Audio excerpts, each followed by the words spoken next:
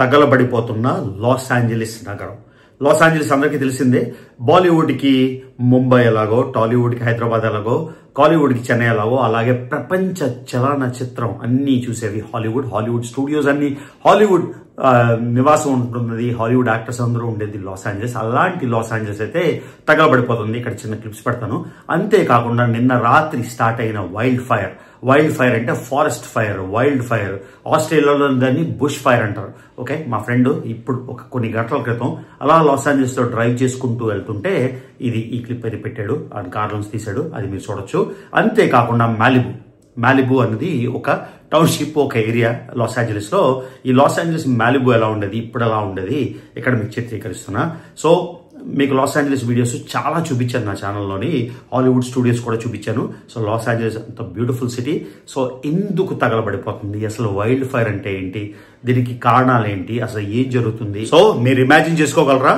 ఈ loss Angeles wild fires వల్ల జరిగిన నష్టం ఇంచుమించుగా 21 లక్షల కోట్లు ఇప్పటి వరకు మాత్రమే. 21 నుంచి 23 లక్షల కోట్లు. ఎన్నోసార్లు లాస్ ఏంజలీస్ లో ఇలా వైల్డ్ ఫైర్స్ జరుగుతుంటాయి, అమెరికాలో వైల్డ్ ఫైర్స్ జరుగుతుంటాయి, ఎస్పెషల్లీ కాలిఫోర్నియాలోని, అంతేకాకుండా కొన్ని వేరే స్టేట్ లో కూడా జరుగుతాయి. కానీ ఈసారి లాస్ మాత్రం 21 నుంచి 23 లక్షలు. అక్కడ యావరేజ్ ఇల్లు అంటే మాలిబు అండ్ శాంటా మోనికా రెండు నేబర్హుడ్లు లాస్ ఏంజలీస్ లో, ఆ ఏరియాలోని ఇల్లు మినిమం $2 మిలియన్ అంటే 17 కోట్ల నుంచి మొదలవుతాయి. అలాంటి ఎన్నో ఇల్లు దగ్ధమైపోయి. దీని గురించి ఈ వీడియోలో మాట్లాడదాం. Let's go.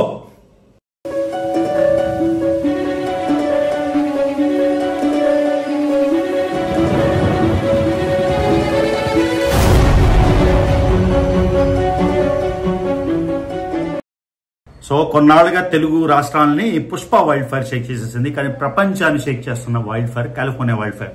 అసలు కాలిఫోర్నియా ఎక్కడ ఉంది అంటే అమెరికాకి పశ్చిమ భాగాన ఉంది. ఇక్కడ చిన్న మ్యాప్ లా పెడతాను, ఎందుకంటే మనం అందరికీ అన్ని తెలుసు అనుకుంటాం, కానీ కాలిఫోర్నియా అని పేరు వినుంటారు, కానీ లొకేషన్ ఎక్కడ ఉందో తెలియని వాళ్ళ కోసం ఈ మ్యాప్ అయితే పెడుతున్నా.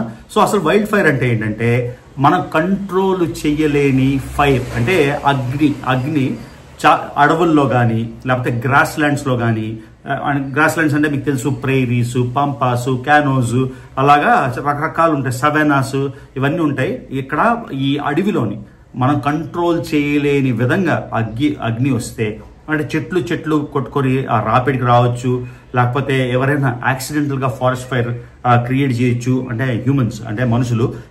వీటిని వైల్డ్ ఫైర్ అంటారు. ఈ వైల్డ్ ఫైర్లు ఇంచుమించుగా ప్రపంచం మొత్తంలో సంవత్సరానికి 70,000 వైల్డ్ ఫైర్స్ వస్తాయి. 70,000, 1-2 కాదు. ఈ 70,000 వలన ఎన్నో ఎకరాలు, ఎన్నో హెక్టార్స్ తగలబడిపోతుంటాయి. సో ఈ వైల్డ్ ఫైర్స్ ఎక్కువగా సంభవించే దేశం రష్యా. ఓకే, రష్యాలానే కెనడా, ఆస్ట్రేలియా, అమెరికా, ఇలా ఎక్కడైతే ఎక్కువగా జంగిల్స్ ఉంటాయో, ఎక్కడైతే ఎక్కువగా దట్టమైన అరణ్యాలు ఉంటాయో ఇక్కడ వైల్డ్ ఫైర్స్ అవుతాయి. మళ్ళీ మీకు చెప్తున్నా, 70,000 వైల్డ్ ఫైర్స్ రష్యాలోని, ప్రపంచం మొత్తంలో జరుగుతాయి. మెజారిటీ రష్యాలో ఉంటాయి. కాలిఫోర్నియా రాష్ట్రంలోని, అంటే అమెరికాలో కాలిఫోర్నియా రాష్ట్రంలో ఇంచుమించుగా 7,000 నుంచి 10,000 వైల్డ్ ఫైర్స్ అవుతాయి. ఈ వైల్డ్ ఫైర్స్ మెజారిటీ హ్యూమన్స్ వల్ల, మనుషుల వల్ల జరుగుతాయి. ఎందుకంటే మనం జంగిల్లో వెళ్ళి అక్కడ క్యాంపింగ్ పెట్టుకొని, ఒక పొయ్యి పెట్టుకొని, ఒక మంట వస్తుంది, ఆ మంట వస్తే ఇంకా తగలబడిపోతాయి.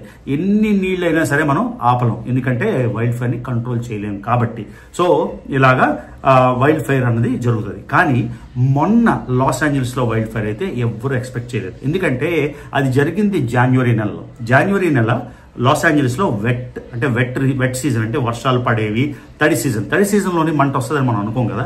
కానీ ఎందుకు జరిగింది ఈ వైల్డ్ ఫైర్ అంటే, లాస్ట్ ఇయర్ 2023లో బాగా వర్షాలు పడడం వల్ల కాలిఫోర్నియాలోని ఇప్పుడు ఎక్కడైతే వైల్డ్ ఫైర్ జరిగిందో ఆ అడవులు విపరీతంగా పెరిగిపోయి దట్టమైన కీకారణ్యం లాగా గ్రీన్ చెట్లు, అంటే నీళ్లు ఉత్పత్తి ఎక్కువ ఉండడం వల్ల, సరఫరా ఎక్కువ ఉండడం వల్ల, అంటే న్యాచురల్ నీళ్ళు సరఫరా ఉండడం వల్ల బాగా మంచి పచ్చగా అన్నీ వచ్చాయి.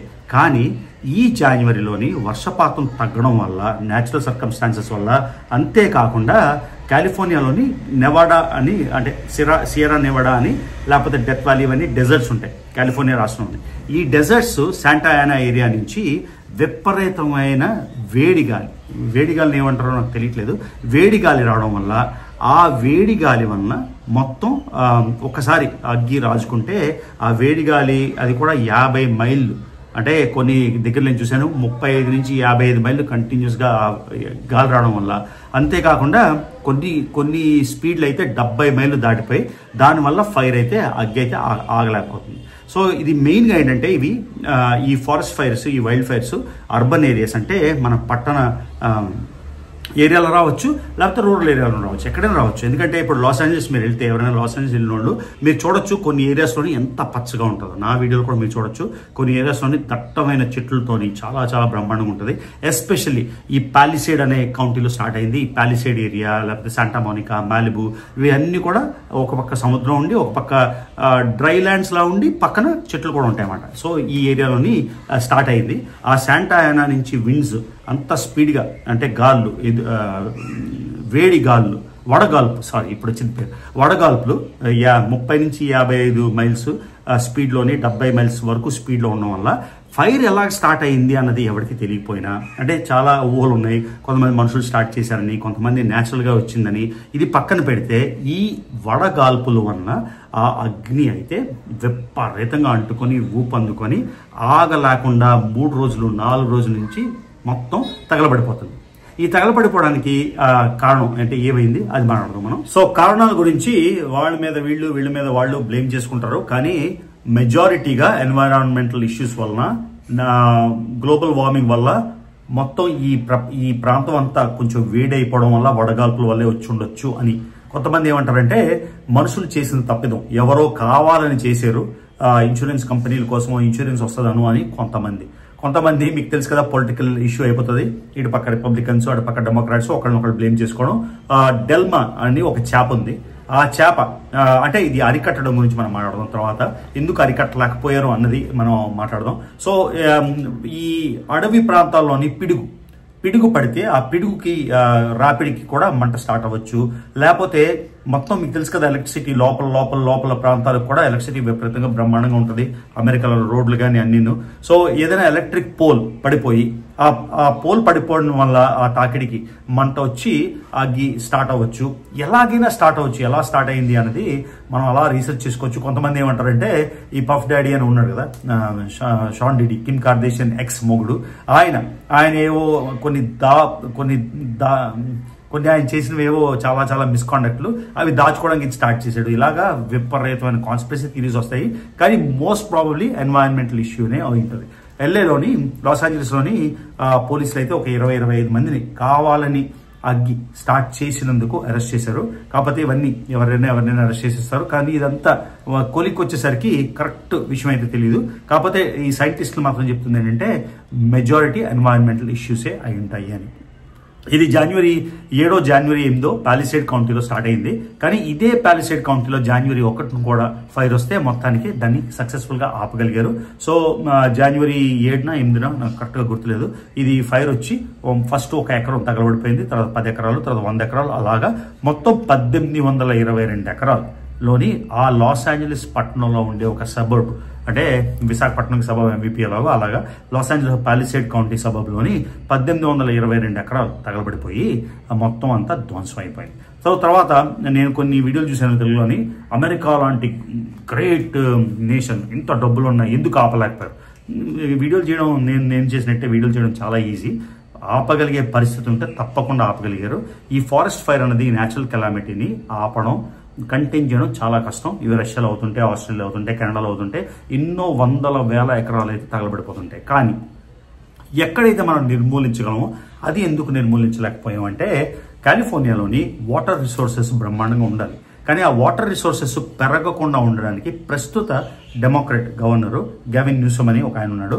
ఆయన ఏం చేశాడంటే నీళ్లు ఎక్కువ ఉండకుండా బిల్ సైన్, అంటే నీళ్లు ఎక్కువ రావడానికి, కాలిఫోర్నియాలోని నీళ్లు ఈ ఏరియాలోని ఎక్కువ ఉండడానికి, నదుల్లోని లేకపోతే రిజర్వాయర్లోని ఎక్కువ ఉండడానికి ఆస్కారం లేకుండా ఒక బిల్లు సైన్ చేయలేదంట. ఎందుకంటే ఒక డెల్మా అని ఒక చేప ఉంది. ఆ చేప మళ్ళీ బయోడైవర్సిటీ కోసం ఆ చేప ఎక్కువ నీళ్లుంటే బతకదు, తక్కువ నీళ్ళలోనే బతుకుతుంది. కాబట్టి ఆ చేపని రక్షించడానికి, ఆ చేప వనరులు ఇంకా పెంచడానికి నీళ్లు మరీ ఎక్కువ ఉత్పన్నం అయితే ఆ చేప బతకదు. కాబట్టి ఆ బిల్లు సైన్ చేయలేదు. దానివల్ల నీళ్లు రిజర్వాయర్లో తక్కువ ఉన్నాయి. అందుకని కరెక్ట్గా ఆపడానికి వచ్చేసరికి నీళ్లు స్ప్రే చేయడానికి సరిగ్గా నీళ్ళు లేవని ఆపోజిట్ వాళ్ళు అయితే అంటున్నారు ఇది బ్లేమ్ గేమ్ అయితే కంటిన్యూ అవుతుంది. అంతేకాకుండా last year $17 million fire department అంటే లాస్ ఏంజల్స్ ఫైర్ డిపార్ట్మెంట్ కి బడ్జెట్ తగ్గించేశారు. ఆ బడ్జెట్ తగ్గించడం వల్ల ఫైర్ డిపార్ట్మెంట్లోని అగ్నిమాపక దళం అందులోని కరెక్ట్గా ఎక్కువ నెంబర్ అంటే ఎక్కువ మోతాదులోని ఫైర్ ఫైటర్స్ ఎవరెవరైతే అగ్నిమాపక దళంలో సిబ్బంది ఎక్కువ మంది లేరు, ఆ ఎక్కువ మంది లేకపోవడం కూడా ఒక కారణం అని అంటున్నారు. $817 మిలియన్ అయితే బడ్జెట్ తగ్గించేశారు. సో దీనివల్ల మొత్తానికి ఇంత ఘోరమైన కార్చిచ్చు వల్ల మొత్తం ఎంత ఖర్చు మీకు ఆల్రెడీ తమిళలో పెట్టేశాను. 21 లక్షల నుండి 25 లక్షల కోట్లు. ఓకే, చిన్న నెంబర్ కాదు కదా. సో ఓన్లీ బీమా సంస్థలు అంటే ఇన్సూరెన్స్ కంపెనీలకే more than $150 billion. Okay, $150 billion అంటే 1 బిలియన్ అంటే 100 కోట్లు. ఓకే, 1 బిలియన్ అంటే 1000 మిలియన్ అంటే 100 కోట్లు. 100 కోట్లు అంటే ప్రస్తుతం ఇప్పుడు ₹85 ఉంది కాబట్టి 8500 కోట్లు అయితే 1 బిలియన్. అర్థమైంది? 8500 కోట్లు అయితే 1 బిలియన్. అలాంటిది 100 నుంచి $150 బిలియన్ ఓన్లీ ఇన్సూరెన్స్ కంపెనీలకి ఇది గట్టిగా దెబ్బ తగిలింది. సో దీని నుంచి అమెరికా తట్టుకోగలదా, లెగ్గలదా అని చాలా మందికి అనుమానం. అమెరికన్ ఎకానమీలో ఇది ఒక చిన్న పార్ట్. తర్వాత ఎవరో మొన్న ఒక వీడియో చూశాను, మీరు 21 లక్షల కోట్లు అంటే ఆంధ్రప్రదేశ్ బడ్జెట్ మీరు ఒకసారి చూడండి. ఆంధ్రప్రదేశ్ బడ్జెట్ ఎంతో, ఆంధ్రప్రదేశ్ లేకపోతే తెలంగాణ బడ్జెట్ ఎంతో, ఒక సంవత్సరం బడ్జెట్ ఎంతో ఆ కింద నేను ఇక్కడ ఒకసారి రీసెర్చ్ చేసి పెడతాను. దాన్ని బట్టి మీరు లెక్కేసుకోండి. 21 లక్షల కోట్లు అంటే ఎంత భారీ నష్టమో. ఎన్నో ఇళ్ళు కొన్ని ఏరియాస్లోని 3 మిలియన్ నుంచి $4 మిలియన్. 3 మిలియన్ అంటే 25 కోట్ల నుంచి 4 మిలియన్ అంటే 33 కోట్లు. 33 కోట్లు స్ట్రక్చర్స్ ఎన్నో దగ్ధమైపోయి మొత్తం 12,000 ఇళ్ళు అయితే కాలిపోయాయి. ఈ 12,000 ఇల్లు వాల్యూనే మీకు మొత్తం. ఆ తర్వాత నేచర్ కెలామిటీ, దాని insurance, human loss, personal loss, ఇల్లు వాల్యూ కాకుండా ఇంట్లో కాలిపోయిన సామాన్లు, వీటన్నిటి వాల్యూ మనం చూసాం 21 నుంచి 23 లక్షల కోట్లు. సో అంతేకాకుండా 24 మంది మనుషులు చనిపోయారు. అంటే చాలాసార్లు ఇలాంటి వాటిలోని ముందే తెలిసిపోతుంది కాబట్టి జనాలు వదిలేసి వెళ్ళిపోతారు. కార్లు లక్షలు లక్షలు కాదు కోట్లు ఖరీదు చేసే రేస్ కార్స్ని వదిలేసి అంటే ఆ అగ్ని నుంచి బయటపడలేక చాలామంది పారిపోయి వెళ్ళిపోయారు. అయినా కూడా 24 మంది అయితే చనిపోయారు. కానీ ఈ లెక్క అంటే హ్యూమన్ లాస్ గ్రేటెస్ట్ లాస్. మనుషులు ప్రాణం పోతే ఎవరు తీసుకురాలేదు. కానీ మిగతా లాస్, ఇన్సూరెన్స్ లాస్, ఇవన్నీ మనం మాట్లాడాల్సిన విషయమే. సో ఈ కారు చిచ్చు ఇంకా రగులుతూనే ఉంది. పూర్తిగా 100% కంటైన్ అవ్వలేదు. అది న్యాచురల్ మళ్ళీ ఆపోజిట్ విండ్స్ రావడం వల్ల లేకపోతే వర్షం పడడం వల్ల స్లోగా తగ్గిపోతుంది. నేచర్ని మనం అధిగమించడం. ఇది ఇంకో లెసన్ ఏంటంటే నేచర్ ఈజ్ ఆల్వేస్ సుప్రీం. నేచర్ని ఎవ్వరూ అధిగమించలేరు అని ఇంకో లెసన్ అయితే మనకి తప్పకుండా నేర్పిస్తుంది అనమాట. సో అంతేకాకుండా మీకు ఇన్సూరెన్స్ విషయాలు చెప్పాను. ఈ కారు చిచ్చు వలన జరిగిన టోటల్ లాస్ అయితే మీకు చెప్పాను. మళ్ళీ లాస్ ఏంజల్స్ నగరంలోని జరిగిన కారు చిచ్చు కాబట్టి అసలు ఊహకి అందని విధంగా మీకు మళ్ళీ చెప్పాను కదా, 9,000 ఇంచుమించుగా 7,000 నుంచి 9,000 నుంచి 10,000 వస్తుంటాయి కాలిఫోర్నియాలో. కానీ ఒక ఊర్లోని అంటే అవుట్స్కర్ట్స్లో రావడం, చాలా దట్టమైన అడవిలో రావడం, అది అలా స్ప్రెడ్ అవుతూ ఊర్లోకి రాకముందే కంట్రోల్ చేసేస్తారు. కానీ ఈ బడ్జెట్ ఇష్యూస్ వల్ల ఇప్పుడు వాళ్ళు తెలుసు కదా, 2 పార్టీలు కొట్టుకుంటారు. మీరు కావాలని తగ్గించారు, మీ బడ్జెట్ తగ్గించడం అనేది తగలబడిపోయింది. ఇది ఒక పొలిటికల్ ఇష్యూ అయితే అవుతుంది. మళ్ళీ ఆ చేప ఇష్యూ అయితే చాలా ఇంట్రెస్టింగ్ అనిపించింది. ఒక చేప అంటే బయోడైవర్సిటీ అనేది కూడా చాలా ఇంపార్టెంట్. అన్నీ ఎక్స్టెంట్ అవ్వకుండా చూడలేం కదా. కానీ ఆ చేప కోసం నీళ్ళని ఎక్కువ రాకుండా రిజర్వాయర్లో కంట్రోల్ చేయడం వల్ల సరిగ్గా నీళ్ళు అందలేదు కాబట్టి ఫైర్ ఫైటర్స్ దీన్ని ఆపలేరు అనేది ఇంకో విషయం. సో దీని నుంచి మనం తెలుసుకోగలది ఏంటి, నేర్చుకోవచ్చు. సో ఈ కెలామిటీ నుంచి మనం నేర్చుకోవాల్సింది ఏంటి? ఇది మొదటి వైల్డ్ ఫైర్ కాదు, ఇది లాస్ట్ వైల్డ్ ఫైర్ కూడా కాదు. అలానే సైక్లోన్స్, హరికేన్స్, టోర్నడోస్, నేచర్ని మనం రెస్పెక్ట్ చేయడం నేర్చుకోవాలి. Nature is absolutely supreme. మనం నేచర్ని, పర్యావరణాన్ని మనం కంట్రోల్ చేద్దాం అనుకుంటే దానికన్నా మూర్ఖత్వం ఇంకోటి లేదు. సో మొన్న మారేడుమల్లి వీడియో అయినప్పుడు కూడా చూపించాను, మనం ఎలా వాతావరణాన్ని మనం ఎలా కలుషితం చేస్తున్నాం, పర్యావరణాన్ని ఎలా కలుషితం చేస్తున్నాం. సో దీనికి Andhra Telangana for example litter free Andhra Pradesh, litter free Telangana అని ఒక స్లోగన్ చేసి మనకి స్వచ్ఛ భారత్ అయిపోయింది. ఆ స్వచ్ఛ భారత్ ఆ టైంలో అందరూ స్వచ్ఛంగా ఉన్నారు, తర్వాత మళ్ళీ మామూలు అయిపోయింది. ఇది కంటిన్యూస్ క్యాంపెయిన్లో ఉండాలి. మారేడుమల్లిలో చూసాం కదా ఎలాగ చెత్త చెదారం వేసేస్తున్నాం. ఇది ఒక లెసన్. సో బేసిక్గా నేచర్ని ప్రొటెక్ట్ చేసుకోవడం, నేచర్ బయోడైవర్సిటీని ప్రొటెక్ట్ చేసుకోవడం చాలా ఇంపార్టెంట్. ఇప్పుడు మీకు తెలుసు క్లైమేట్ చేంజ్, గ్లోబల్ వార్మింగ్ అంటారు, క్లైమేట్ చేంజ్ అంటారు. అందులో కూడా పాలిటిక్స్ ఇన్వాల్వ్డ్. వీళ్ళు వాళ్ళు. So climate change or global warming ఏదైనా కంట్రోల్ చేయడం చాలా important. So greenhouse gases emissions ఎక్కువ అవడం వల్ల గ్రీన్ హౌస్ గ్యాసెస్ ఎక్కువ అయిపోతుంటే అది ఏం చేస్తుందంటే సూర్య వేడిని అది ట్రాప్ చేస్తుంది. ట్రాప్ చేయడం వల్ల ఓవరాల్గా అర్త్లోని గ్లోబల్ వార్మింగ్ అయిపోతుంది. దీనివల్ల ఎన్నో సైడ్ ఎఫెక్ట్స్. సో ఇక్కడ నేర్చుకోవాల్సింది ఏంటంటే నేచర్ ఈజ్ సుప్రీం. మనం ఎలాగ గ్లోబల్ వార్మింగ్ని ఎలాగ క్లైమేట్ చేంజ్ని కంట్రోల్ చేయాలి. ఇవాళ అమెరికాలో అయిపోయింది 21 లక్షల కోట్లు అమెరికాలో పోయింది కాబట్టి మనకేమవ్వదు. సో నేచర్ అన్నది దానికి పాస్పోర్ట్లు వీసాలు బార్డర్లు ఉండవు కదా నేచర్కి ఎన్నో కెలామిటీస్కి. సో అది ఎలా విస్తరించడానికి కారణం ఉంటుంది. సో అలానే వైల్డ్ మళ్ళీ ఎంతోమంది రీసెర్చ్ సైంటిస్టులు అందరూ చెప్పేది ఏంటంటే ఈ వైల్డ్ ఫైర్ లాంటివి ఎలాగైతే నేచర్ కాజ్ చేస్తుందో అలానే నేచర్ అరికడుతుంది. కాకపోతే మనం ఎక్కడైతే సైన్స్ ఉంటాయో ఫారెస్ట్లోని, ఇప్పుడు అమెరికాలోని చాలామంది తెలుగు ఉన్నారు, క్యాంపింగ్కి వెళ్తారు, ఎక్కడ పడితే అక్కడ ఓవెన్స్ పెట్టేస్తారు, గ్యాస్ సిలిండర్లో వెలిగించేస్తారు. ఎక్కడైనా సరే నో ఫైర్ అన్న దగ్గర మీరు పొరపాటును కూడా రిస్క్ చేసి ఫైర్ చేయకండి. దీనివల్ల మీ యొక్క ఫైర్ పెట్టడం వల్ల ఎన్ని లక్షల కోట్లైనా నష్టం అవడానికి కారణం ఉంది. మళ్ళీ మొన్న మీకు ఇందాక చెప్పినట్టు 20 మంది 25 మందిలో కావాలని ఆర్సనిస్ట్ అంటారు, కావాలని ఫైర్ మొదలెట్టారని చెప్తున్నారు. దీన్ని అయితే మనం కరెక్ట్గా వ్యాలిడేట్ చేయలేం, కొరాబరేట్ చేయలేం కరెక్టా కాదా అని. కాకపోతే ఇక్కడ నేర్చుకోవాల్సింది మళ్ళీ once again nature is supreme. కాబట్టి మనం నేచర్ బౌండరీస్ని రెస్పెక్ట్ చేయడం నేర్చుకోవాలి. సో ఈ కాలిఫోర్నియా వైల్డ్ ఫైర్స్ గురించి నాకు చాలా మంది వీడియోలు చేయమన్నారు. మీరు కామెంట్స్ చూడొచ్చు ఎంతోమంది. నేనే బద్దకించాను లాస్ట్కి. చెప్పాను కదా ఒక్కసారి నేను కూర్చొని చేసేస్తే నాకు అరగంటలో అయిపోతుంది వీడియో.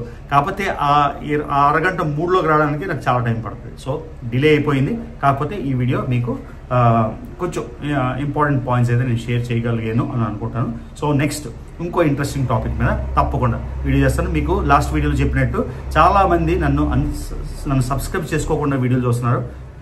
సో మనం ఏంటంటే ఎవరైతే నా వీడియోస్ రెగ్యులర్గా చూస్తున్నారో సబ్స్క్రైబ్ చేసుకున్నట్టయితే ఒకసారి సబ్స్క్రైబ్ చేసుకోండి. నేను కూడా టార్గెట్ 1 మిలియన్. ఇప్పుడు మన 8,25,000 దగ్గర ఉన్న ఇంకా 1,75,000 కావాలి. 1 మిలియన్ ఒక టార్గెట్. అన్ని టార్గెట్లు అచీవ్ చేసేస్తున్నాయి. ఈ టార్గెట్ కూడా ఎందుకు అచీవ్ చేయలేము అన్నది ఒక క్వశ్చన్.